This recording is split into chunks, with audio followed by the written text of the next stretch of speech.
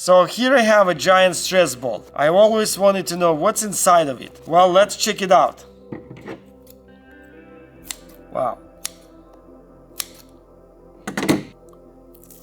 Ooh, look at that.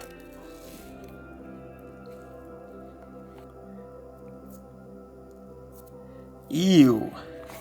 That's like a butter. It's actually exactly like butter. Oh my goodness, look at that.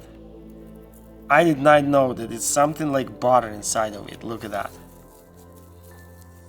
I'm gonna take everything out. Oh my gosh.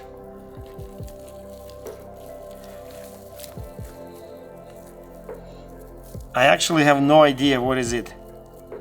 It's literally looks like butter. Obviously it's not the butter. It almost doesn't smell anything actually. Just a white buttery substance. And look at my hands. They're so like greasy. Check this out. And yeah, this is kind of crazy. Who would have known, huh? Well, let's see if I can use it as a stress ball without the rubber cover there. Oh yeah, it definitely feels way worse than to do it with this rubber cover. That's for sure. Well, let's put it back. And yeah, it feels way better.